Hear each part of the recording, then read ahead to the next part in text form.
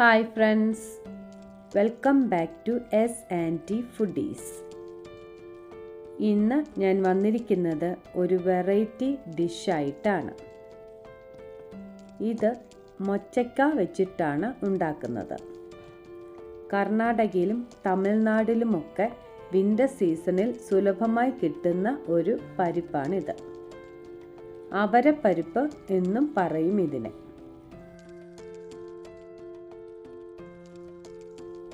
അപ്പോൾ ഇത് എങ്ങനെയാണ് ഉണ്ടാക്കുന്നതെന്ന് നമുക്ക് നോക്കാം.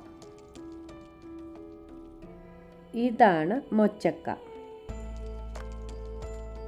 ഇത് നമുക്കൊന്ന് പൊളിച്ചെടുക്കാം.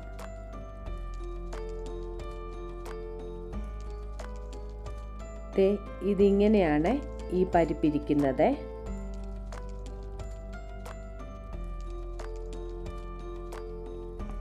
അങ്ങനെ എല്ലാം നമുക്കൊന്ന് പൊളിച്ചെടുക്കാമേ.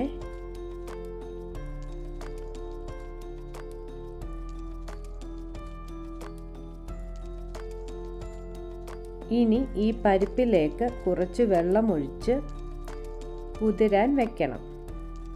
ഒരു 4-5 മണിക്കൂർ വെക്കണം കേട്ടോ. എന്നിട്ട് ഈ പരിപ്പിൻ്റെ തൊലി ഇങ്ങനെ ഒന്ന് ഞെക്കിക്കളയണേ.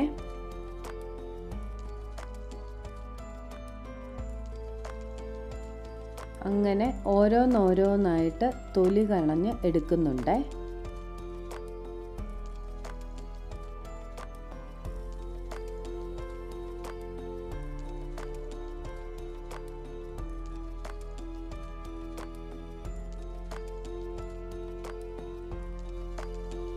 അങ്ങനെ തൊലി കളഞ്ഞ് എടുത്ത് വെച്ചിരിക്കുന്ന പരിപ്പാണ് ഇത്. ഇനി നിങ്ങൾ തൊലി കളഞ്ഞില്ലെങ്കിലും കുഴപ്പമൊന്നുമില്ല. തൊലി കളഞ്ഞ് കറി വെക്കുമ്പോഴാണ് നല്ല ടേസ്റ്റ് ഉള്ളത്. ഇനി ഒരു മിക്സിയുടെ ജാറിലേക്ക് 1 കപ്പ് തേങ്ങ ഇട്ട് കൊടുക്കാം. ഇതിലേക്ക് 6 അല്ലി വെളുത്തുള്ളിയും 1 കഷ്ണം പട്ട, 2 ഗ്രാമ്പു, 1 ഏലക്ക ഇട്ട് കൊടുക്കാം. 1 ടീസ്പൂൺ കഷ്കശും 1/4 ടീസ്പൂൺ കുരുമുളകും 1/2 ടീസ്പൂൺ പെരിഞ്ജീരകവും കുറച്ച് വെള്ളവും ഒഴിച്ച് അരച്ചെടുക്കണേ. അങ്ങനെ അരച്ചെടുത്തുകൊണ്ട് വന്ന അരപ്പാണ് ഇത്. ഇനി നമുക്കൊരു കുക്കർ അടുപ്പത്ത് വെച്ച് ഇതിലേക്ക് 3 ടീസ്പൂൺ ഓയിൽ ഒഴിച്ചു കൊടുക്കാം. എണ്ണ ചൂടായി കഴിയുമ്പോൾ 1/2 ടീസ്പൂൺ കടുകിട്ട് പൊട്ടിക്കഴിയുമ്പോൾ ഇതിലേക്ക് 2 മീഡിയം സൈസ് സവോള ചെറുതായി അരിഞ്ഞതും ഇട്ട് ഉപ്പും ചേർത്ത് ഇളക്കി ഒന്ന് ചെറുതായിട്ട് വഴന്നു വരുമ്പോൾ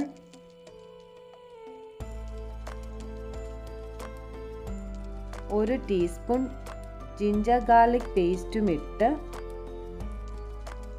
നന്നായിട്ട് വഴറ്റി. നിങ്ങൾ ചാനൽ സബ്സ്ക്രൈബ് ചെയ്യാതെയാണ് കാണുന്നതെങ്കിൽ ഒന്ന് സബ്സ്ക്രൈബ് ചെയ്ത് സപ്പോർട്ട് ചെയ്യണേ. കൂടെ വരുന്ന ഓൾ എന്ന ബെല്ലൈക്കൺ പ്രസ് ചെയ്യാനും ലൈക്ക് ചെയ്യാനും മറക്കരുതേ. ഇനി ഇതിലേക്ക് 1 ടീസ്പൂൺ മുളക് പൊടിയും 1/2 ടീസ്പൂൺ മല്ലിപ്പൊടിയും 1/2 ടീസ്പൂൺ മഞ്ഞൾപ്പൊടിയും ഇട്ട് പച്ചമണം മാറുന്നവരേക്കും വഴറ്റി ഒരൽപ്പം വെള്ളവും ഒഴിച്ച്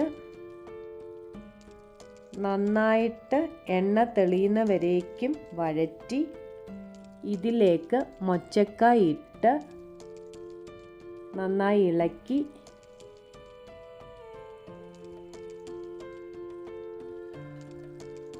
ഒരു തക്കാളി ചെറുതായി അരിഞ്ഞതും ഇട്ട് വഴറ്റി ഇതിലേക്ക് അരച്ചു വെച്ച അരപ്പും ചേർത്ത്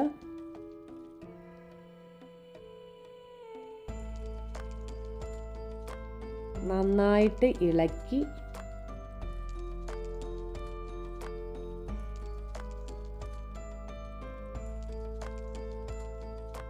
ആവശ്യത്തിന് ഉപ്പും ചേർത്ത് 1 കപ്പ് വെള്ളവും ഒഴിച്ച് ഗ്രേവി കൂടുതൽ വേണമെങ്കിൽ വെള്ളം കൂടുതൽ ചേർക്കാമേ. മല്ലിയിലയും ഇട്ട്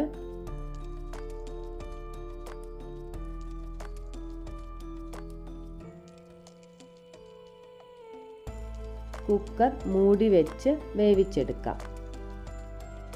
ഒരു 2 വിസിൽ വന്നു കഴിയുമ്പോൾ തീ ഓഫ് ചെയ്യാവുന്നതാണ്. തൊലിയോട് കൂടിയാണ് നിങ്ങൾ ഉണ്ടാക്കുന്നതെങ്കിൽ ഒരു 3-4 വിസിലെങ്കിലും വിടണം കേട്ടോ. സ്റ്റീം പോയി കഴിയുമ്പോൾ കുക്കർ തുറന്ന് ഇളക്കി എടുക്കാം. അപ്പോൾ നമ്മുടെ മൊച്ചക്ക മസാലക്കറി റെഡി ആയിട്ടുണ്ട്. ഇനി ഇത് നമുക്ക് സെർവിങ് ബൗളിലേക്ക് മാറ്റി മല്ലിയിലയിട്ട് ഡെക്കറേറ്റ് ചെയ്ത് സെർവ് ചെയ്യാവുന്നതാണ്. ഇത് ചപ്പാത്തിയുടെ കൂടെയും പെറാട്ടയുടെ കൂടെയും ചോറിൻ്റെ കൂടെയും ഒക്കെ കഴിക്കാൻ നല്ല അടിപൊളി ടേസ്റ്റി ആയിട്ടുള്ള ഒരു മസാലക്കറിയാണ്. അപ്പോൾ ഇത് എല്ലാവരും ഒന്ന് ഉണ്ടാക്കി നോക്കിയിട്ട് നിങ്ങളുടെ അഭിപ്രായങ്ങൾ കമൻറ്റ് ബോക്സിലൂടെ അറിയിക്കാൻ മറന്നു പോകരുത്. അടുത്തൊരു നല്ല റെസിപ്പിയുമായിട്ട് വരുന്നവരേക്കും thank you for watching S&T Foodies. Bye.